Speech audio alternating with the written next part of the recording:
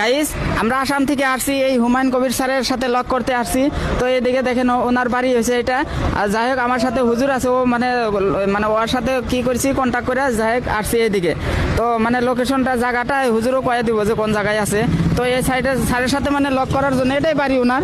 তো সকালবেলা আসছি আমরা লক করবো, তো সেজন্য লক করেও দেখি মানে যদি লক করতে পারি।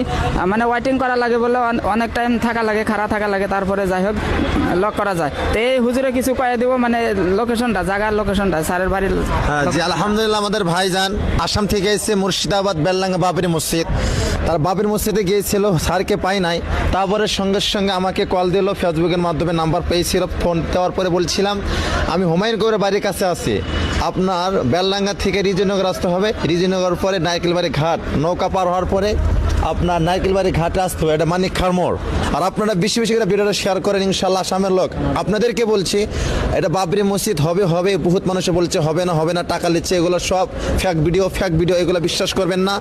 বাড়ি হবে, আমাদের স্যার এখন মিটিংয়ে যাবে। দেখেন এই যে আমাদের এমএলএ সাহেবের গাড়ি, হুমায়ুন কবির বাড়ির জনতা উন্নয়ন পার্টি, তার পার্টির নাম, নতুন একটা দল করছেন।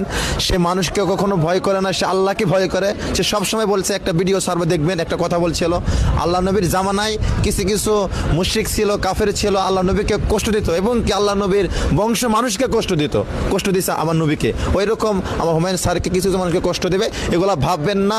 স্যার একটু কষ্ট পাবে, কিন্তু ইসলামের জন্য সে ত্যাগ করবে, ইসলামকে জয় করবে। নারে তাকবীর, আল্লাহু আকবার, বাবরি মসজিদ জিন্দাবাদ, বাবরি মসজিদ জিন্দাবাদ।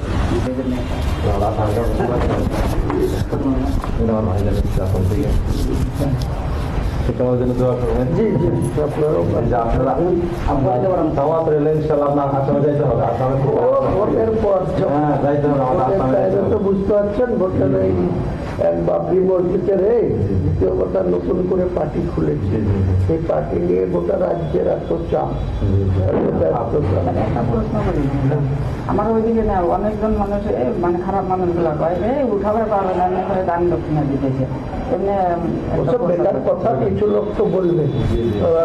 যখন শুরু হবে, যখন মসজিদ হবে, তখন এসব লোকের কথা বন্ধ হয়ে যাবে। আমাদের স্যার বলছে কিছু মুনাফিক আছে, মুনাফিকরা বলবে। আর আমরা এখানে পাপ যেটা আছে স্যারের কাছে, এখানে নিমন্ত্রণ করি নাই পারা, আমরা জানি স্যারের খবর। আল্লাহ স্যারের জন্য কিছু মানুষ আছে কিছু করতে পারবে না, তারা তাদের পদার্থ এইভাবে জবাব দেওয়া যাবে না, কাজের মাধ্যমে তাদের জবাব দেবে। এখনো আমাদের মুসলিমদের মধ্যে 20-টা লোক আছে যারা মুনাফিকি করে খায়। আল্লাহ মানে না, তারা কোরআন মানে না। তা আপনাকে কি মানলে আমাদের নবী সাহেবের কত